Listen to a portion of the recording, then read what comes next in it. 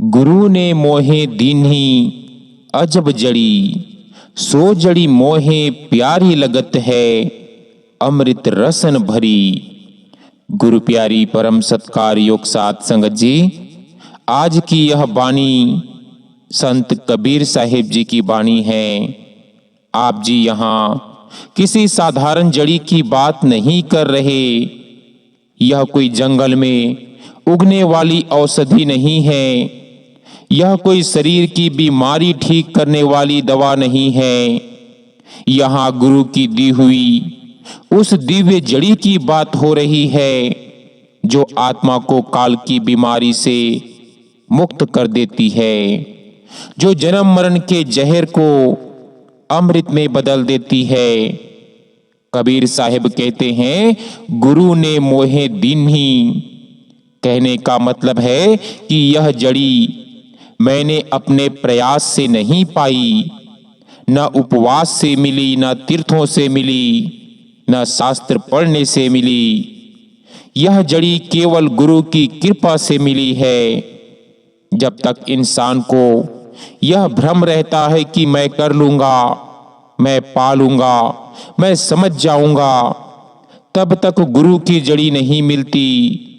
गुरु की जड़ी तो तब मिलती है जब आत्मा रोती है, जब भीतर से पुकार उठती है, जब इंसान थक जाता है संसार से और कहता है कि अब नहीं हो रहा, अब तू ही संभाल।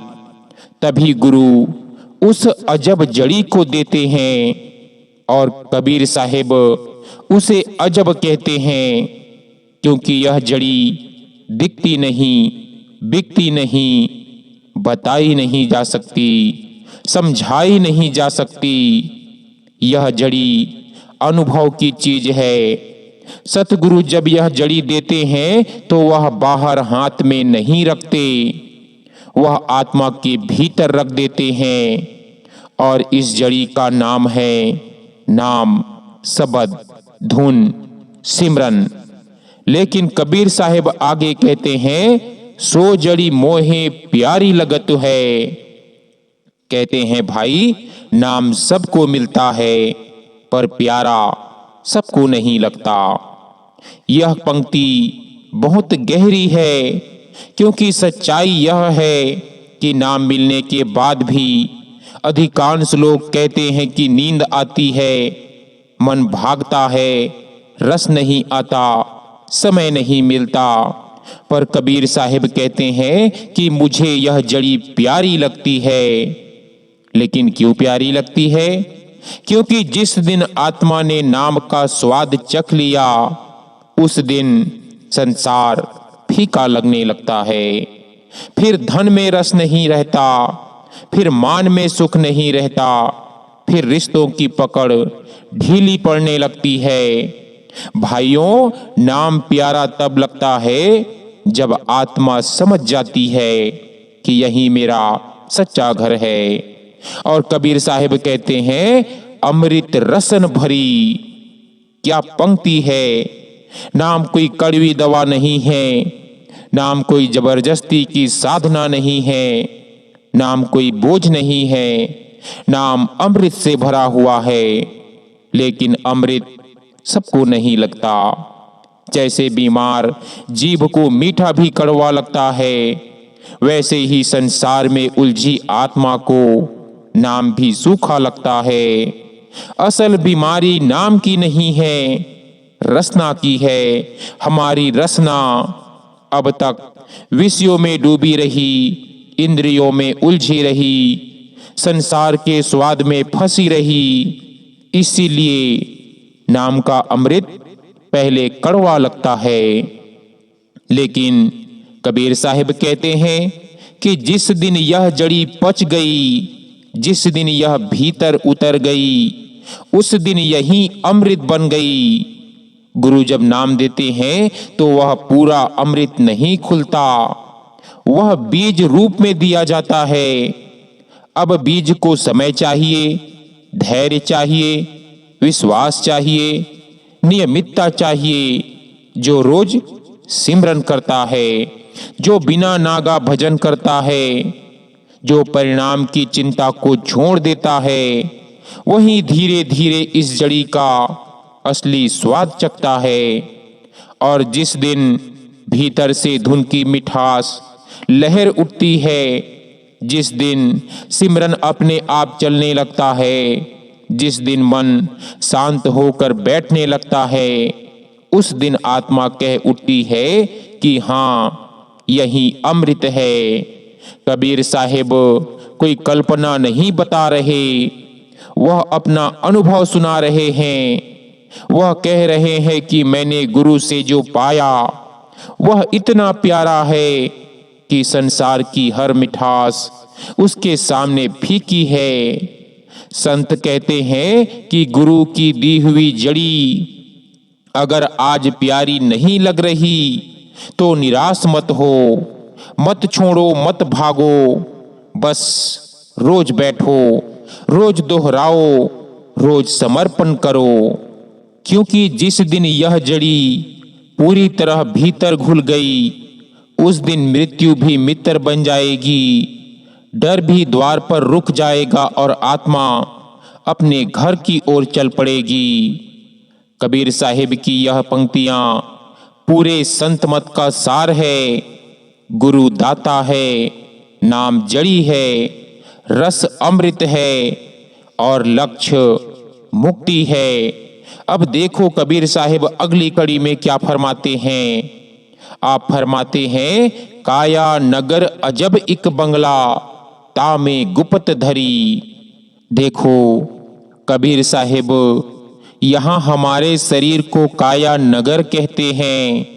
जरा सोचिए, हम जिस देह को मामूली समझते हैं, जिसे हम केवल खाना, कमाना और भोग का साधन मानते हैं, उसी देह को संत नगर कहते हैं, अद्भुत नगर कहते हैं।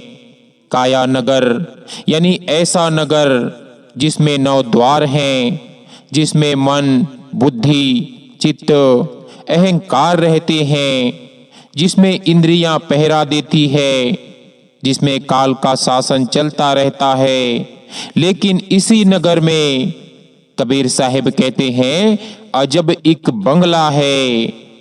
देखो, नगर और बंगला अलग होते हैं। नगर शोर से भरा होता है, नगर में भीड़ होती है, नगर में बाजार होता है। लेकिन बंगला एकांत में होता है, बंगला शांत होता है, बंगला विशेष होता है।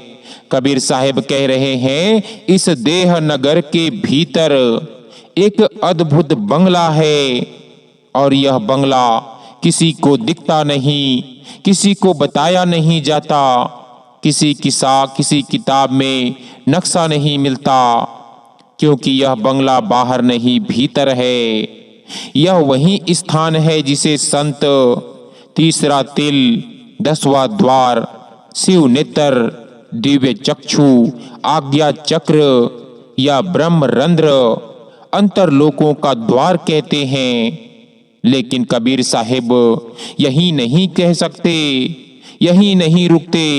वह आगे कहते हैं, तामे गुपत धरी। कहने का मतलब है कि यह बंगला खुला हुआ नहीं है, यह किसी की पहुंच में नहीं है, यह साधारण आंखों से नहीं दिखता। यह गुप्त इसीलिए है क्योंकि अगर यह खुला होता तो संसार में कोई दुखी ना होता, कोई भटकता ना होता, कोई जन्म मरण में ना पड़ता। पर इसे छुपा दिया गया है। किसने छुपाया? काल ने, माया ने, मन ने। भाइयों, यह बंगला हमारे अपने घर में है, लेकिन चाबी हमारे पास नहीं है। हर रोज इसी देह में रहते हैं, लेकिन उस खजाने को नहीं जानते जो भीतर छुपा है। कबीर साहिब यही पीड़ा से कहते हैं, इस काया नगर में मन राजा बना बैठा है, इंद्रियां चौकीदार है, वासनाएं सैनिक है और आत्मा बेचारी कैदी बनकर बैठी है।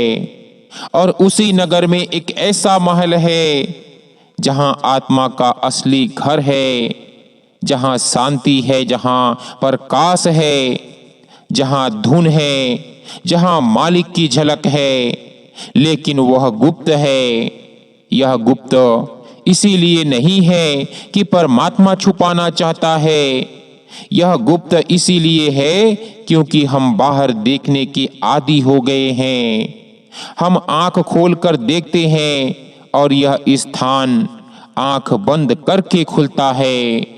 हम बोलते हैं और यह स्थान मौन में प्रकट होता है। हम दौड़ते हैं और यह स्थान ठहरने से मिलता है। इसीलिए संत कहते हैं कि बंगला सामने है लेकिन देखने की दृष्टि नहीं है। और यही कारण है कि गुरु की आवश्यकता पड़ती है। गुरु ही वह है जो कहता है कि बाहर मत देख, अंदर लौट, यही तेरी गली है, यही तेरा घर है। गुरु ही वह है जो सिमरन देता है, जो नाम देता है, ताकि मन धीरे धीरे शांत हो और उस गुप्त द्वार की चाबी मिले। जब सिमरन के अभ्यास से मन की चंचलता कम होती है, जब विचारों की भीड़ हटती है, जब ध्यान दो भावों के मध्य टिकता है, तभी इस बंगले की झलक मिलती है। पहले अंधेरा दिखता है, फिर हल्की चमक, फिर बिंदु, फिर प्रकाश, फिर धुन, और आत्मा समझ जाती है कि हाँ, मैं घर के पास आ गई हूँ। कबीर साहिब इसीलिए कहते हैं कि यह बंगला गुप्त है लेकिन नष्ट नहीं है, छुपा है लेकिन बंद नहीं है। और जब गुरु कृपा करते हैं तो यही गुप्त प्रकट हो जाता है। फिर वही देह जो पहले बोझ लगती थी मंदिर बन जाती है। फिर वही काया नगर तीर्थ बन जाता है। फिर वही जीवन यात्रा बन जाता है। कबीर साहिब की यह पंक्ति हमें जगाने आई है। वह कह रहे हैं कि तू जिस घर की तलाश बाहर कर रहा है वह तेरे भीतर है। जिस शांति के लिए तू दर दर भटक रहा है वह तेरे अंदर है। लेकिन उस तक पहुंचने के लिए गुरु की शरण और सिमरन की चाबी चाहिए। जब तक यह गुप्त बंगला नहीं खुलता तब तक मन संसार में भटकता रहेगा। और जिस दिन यह बंगला खुल गया उस दिन मृत्यु का डर भी मिट जाएगा, अकेलापन खत्म हो जाएगा और आत्मा अपने मालिक से मिलने चल पड़ेगी। इसीलिए इस शरीर को हल्का मत समझो, इस देह को व्यर्थ मत समझो। यह काया नगर है और इसके भीतर एक अद्भुत गुप्त बंगला है जहां स्वयं परमात्मा आत्मा की प्रतीक्षा कर रहा है। आगे फरमाते हैं, पांचों नाग 2500 नागिन सूंघत तुरत मरी। यह पंक्ति साधारण नहीं है, यह मनुष्य की सबसे बड़ी लड़ाई को उजागर करती है। यह उस शत्रु का नाम लेती है जिसने आत्मा को जन्मों से बांध रखा है। कबीर साहिब यहाँ ना किसी सांप की बात कर रहे हैं, न जंगल की नागिनों की। यहाँ बात हो रही है हमारे भीतर की जहर की।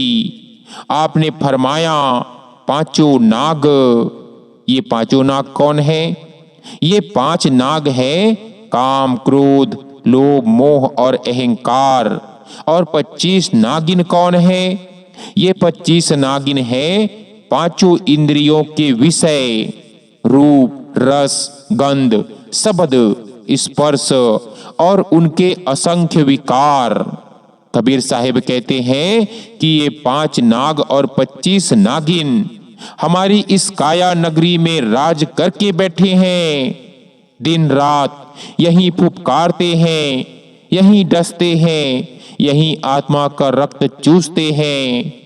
काम का नाग भोग की आग में जलाता है, क्रोध का नाग बुद्धि को जला देता है।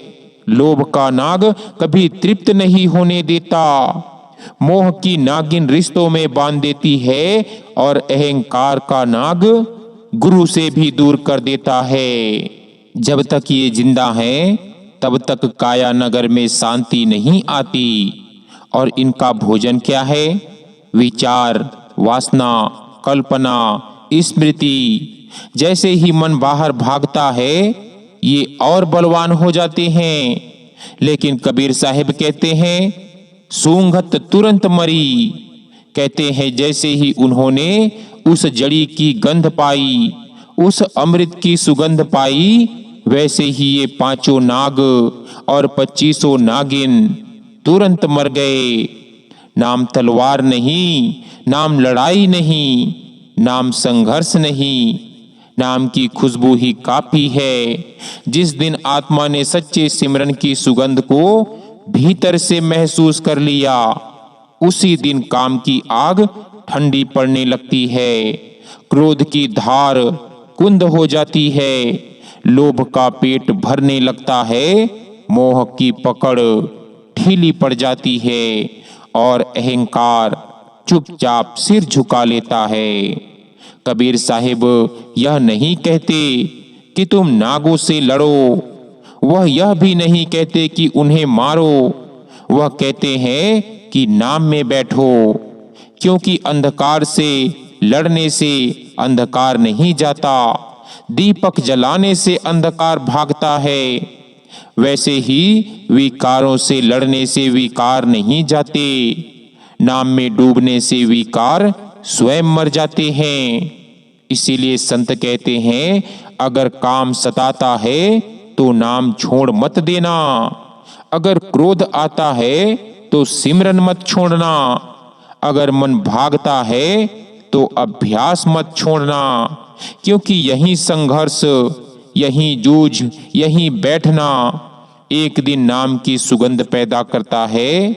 और जैसे ही वह सुगंध उठी वैसे ही 5 नाग और 25 नागिन दम तोड़ देते हैं। यह प्रक्रिया धीरे धीरे होती है, एकदम नहीं। पहले नाम की खुशबू हल्की आती है, फिर गहरी, फिर स्थायी, और उसी अनुपात में विकार कम होते जाते हैं। जो लोग कहते हैं कि नाम करने के बाद भी विकार जाते नहीं, वे समझ नहीं पाते कि प्रक्रिया चल रही है। जैसे दवा खाते ही बीमारी तुरंत नहीं जाती, वैसे ही नाम लेते ही संस्कार तुरंत नहीं मिटते। लेकिन जब अमृत भीतर पच जाता है तब विकार टिक नहीं पाते। कबीर साहिब का यह वचन हमें आश्वासन देता है। वे कहते हैं कि डरो मत, ये नाग बड़े जहरीले हैं लेकिन नाम से बड़े नहीं। मन बहुत चालाक है, माया बहुत गहरी है, काल बहुत पुराना खिलाड़ी है, लेकिन गुरु की दी हुई जड़ी सबसे शक्तिशाली है। जिस दिन आत्मा नाम की सुगंध में बस गई, उस दिन विकारों की सत्ता समाप्त हो जाती है। और यही कारण है कि संत कहते हैं नाम में रस आ गया तो संसार छूट जाएगा, संसार छूट जाएगा तो विकार मर जाएंगे। यह कोई कल्पना नहीं, यह अनुभव की बात है। जिसने भीतर धुन सुनी है, जिसने सिमरन को अपने आप चलते देखा है, वह जानता है कि विकार अब पहले जैसे नहीं रहे। इसीलिए कबीर साहिब गर्व से कहते हैं कि मेरे भीतर के 5 नाग और 25 नागिन नाम की गंध से मर गए। अर्थात अब आत्मा मुक्त होने लगी है, अब यात्रा शुरू हो गई है, अब घर का रास्ता खुल गया है।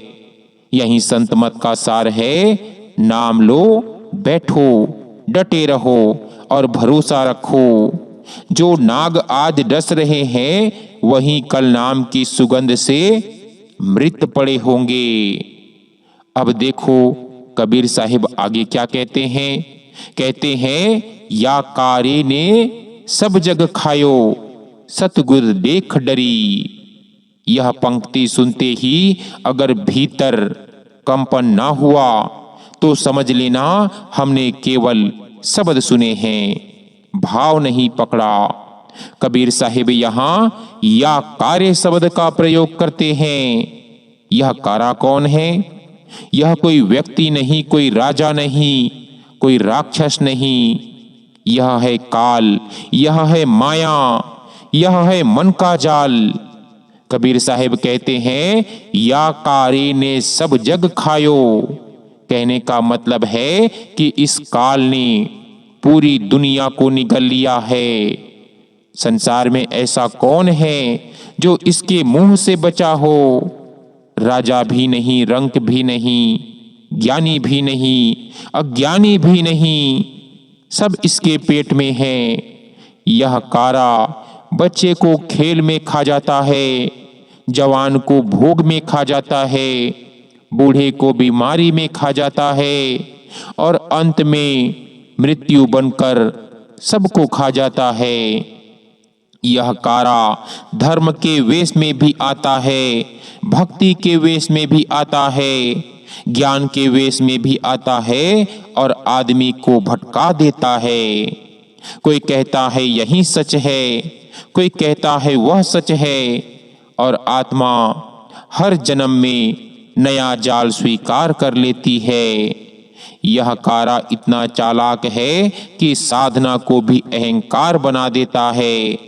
कोई कहता है मैं साधक हूँ, कोई कहता है मैं त्यागी हूँ, कोई कहता है मैं ज्ञानी हूँ, और यही मैं काल का सबसे बड़ा हथियार है। इसीलिए कबीर साहिब कहते हैं इस कारे ने सब जग खा लिया। इतिहास गवाह है, जो पैदा हुआ है वह मरा, जो खड़ा हुआ वह गिरा, जो चमका वह बुझ गया, कोई स्थायी नहीं। अगर काल इतना शक्तिशाली है तो फिर मुक्ति कैसे संभव है? यही कबीर साहिब अगला शब्द बोलते हैं कि सतगुरु देख डरी। यहीं पूरी बाजी पलट जाती है। कबीर साहिब कहते हैं यह कारा जो सबको खा गया, वही कारा सतगुरु को देखकर डर गया। यही सतगुरु की महिमा है। सतगुरु कोई देह नहीं, सतगुरु कोई नाम नहीं, सतगुरु कोई संस्था नहीं। सतगुरु है परम शक्ति का जीवित रूप। जहाँ काल का अधिकार खत्म होता है वहाँ गुरु का क्षेत्र शुरू होता है। काल मन तक शासन करता है, इंद्रियों तक शासन करता है, संसार तक शासन करता है, लेकिन जहाँ नाम की सत्ता है वहाँ काल की एंट्री नहीं। इसीलिए कबीर साहिब कहते हैं कि काल सतगुरु से डरता है। लेकिन डरता क्यों है? क्योंकि सतगुरु आत्मा को जगा देता है और जागी हुई आत्मा काल की कैद में नहीं रहती। सतगुरु नाम देता है और नाम काल की दीवार को तोड़ देता है। सतगुरु धुन से जोड़ देता है और धुन आत्मा को ऊपर खींच लेती है। इसीलिए काल चाहता है कि इंसान गुरु से दूर रहे, सिमरन से दूर रहे, भजन से दूर रहे, क्योंकि गुरु के पास पहुंचते ही उसकी सत्ता कमजोर पड़ने लगती है। इसीलिए संसार में सबसे ज्यादा विरोध गुरु मार्ग का होता है। लोग कहते हैं कि गुरु क्यों चाहिए, नाम क्यों चाहिए, भीतर जाने की क्या जरूरत है? यह सब काल की आवाजें हैं, क्योंकि काल जानता है कि जिस दिन आत्मा सतगुरु की शरण में चली गई उस दिन उसका खेल खत्म। कबीर साहिब अपने अनुभव से कहते हैं कि मैंने उसे सतगुरु के सामने डरते हुए देखा है। यह कोई कथा नहीं, यह आध्यात्मिक सत्य है। जब आत्मा सच्चे गुरु से जुड़ती है तब जीवन में अजीब परिवर्तन आते हैं। जो डर पहले सताता था वह हल्का पड़ने लगता है। जो आसक्ति पहले बांधती थी वह ढीली पड़ने लगती है और मृत्यु का डर धीरे धीरे मिटने लगता है, क्योंकि अब आत्मा को सहारा मिल जाता है। अब आत्मा अकेली नहीं रहती, सतगुरु हर कदम पर साथ चलता है। इसीलिए कबीर साहिब बार बार कहते हैं कि गुर बिन कौन बतावे बाट, क्योंकि जिस मार्ग पर काल का पहरा है उस मार्ग पर केवल सतगुरु ही सुरक्षित ले जा सकता है। इस पंक्ति में कबीर साहिब हमें आश्वासन देते हैं कि काल बड़ा है लेकिन सतगुरु उससे बड़ा है। संसार गहरा है लेकिन नाम उससे गहरा है। मृत्यु निश्चित है लेकिन गुरु पार करा देता है। यह सत्संग सुनने के लिए नहीं, जागने के लिए है। अगर अब भी हम गुरु को टालते हैं, सिमरन को टालते हैं, भीतर जाने को टालते हैं, तो समझ लेना काल अब भी हमें खा रहा है। लेकिन जिस दिन हमने सच्चे मन से कहा कि अब तेरी शरण, अब तेरा नाम, अब तेरा भरोसा, उस दिन काल पीछे हटने लगता है। और यही कबीर साहिब का जीवन संदेश है कि संसार से डर मत, काल से डर मत, मृत्यु से डर मत, बस सतगुरु से जुड़ जा। अब देखो कबीर साहिब आज हमें अपने अंतिम पंक्ति में क्या फरमा रहे हैं। कबीर साहिब कहते हैं, कहत कबीर सुनो भई साधु, ले परिवार तरी। यह कड़ी पूरे सत्संग का निष्कर्ष है, पूरे जीवन का सार है, पूरे अध्यात्म की मंजिल है। कबीर साहिब यहाँ ज्ञान नहीं दे रहे, वह पुकार रहे हैं। वह कहते हैं कि सुनो, सिर्फ कान से नहीं, हृदय से सुनो, आत्मा से सुनो, अनुभव से सुनो, क्योंकि जो बात वह कह रहे हैं वह समझने की नहीं, जागने की है। यह संबोधन बहुत करुणा से भरा है। कबीर साहिब किसी जाति को नहीं पुकारते, किसी पंथ को नहीं, किसी मजहब को नहीं। वह कहते हैं कि साधक आत्मा, ये जागने की चाह रखने वाले आत्मा, हे घर लौटने वाले की तड़प रखने वाले, सुनो, यह सुनो कि आवाज बाहर नहीं, यह भीतर की चेतावनी है। क्योंकि जिस यात्रा पर हम चल पड़े हैं वह बहुत लंबी हो चुकी है। जन्म पर जन्म, देह पर देह, नाम बदलते रहे, रूप बदलते रहे, रिश्ते बदलते रहे, लेकिन आत्मा का दुख नहीं बदला। इसलिए कबीर साहिब करुणा से कहते हैं कि अब सुनो, अब रुक जाओ, अब समझो। कबीर साहिब कहते हैं, अगर सही ढंग से साधना की जाए और अगर गुरु की शरण ली जाए, अगर नाम में सच्चा भरोसा रखा जाए, तो केवल तुम नहीं तरते, केवल तुम्हारी आत्मा नहीं बचती, बल्कि पूरा परिवार तर जाता है। यह संत मत का सबसे कोमल और सबसे गहरा सत्य है। जब एक आत्मा जागती है तो उसके कर्मों का प्रभाव पूरे घर पर पड़ता है। जिस घर में एक भी सच्चा साधक होता है वहां कलह कम होने लगती है, हिंसा ठंडी पड़ने लगती है, अशांति घटने लगती है, क्योंकि नाम की तरंग चारों ओर फैलती है। कबीर साहिब किसी को डराते नहीं, वह आशा देते हैं। वह कहते हैं कि डरो मत, तुम अकेले नहीं हो, तुम्हारी साधना केवल तुम्हारी नहीं है। जो माँ चुपचाप सिमरन करती है वह अपने बच्चों का भाग्य संवार रही होती है। जो पिता नाम में बैठता है वह अपनी पीढ़ियों का मार्ग साफ कर रहा होता है। जो बहन भीतर जुड़ती है वह पूरे घर को अनजाने में ऊपर उठा रही होती है। इसीलिए कबीर साहिब कहते हैं, ले परिवार तरी। यह वाक्य संसार छोड़ने का नहीं, संसार को बचाने का संदेश है।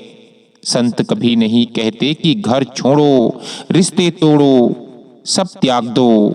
वह कहते हैं कि भीतर जुड़ो, नाम को पकड़ो और सबको साथ लेकर पार हो जाओ।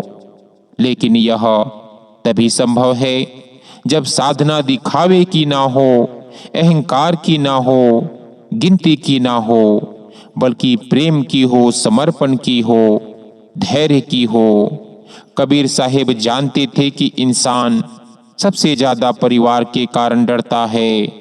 वह सोचता है, अगर मैं भीतर चला गया तो मेरे अपने क्या करेंगे? अगर मैं नाम में डूब गया तो मेरा घर कैसे चलेगा? इसीलिए कबीर साहिब यह डर तोड़ते हैं।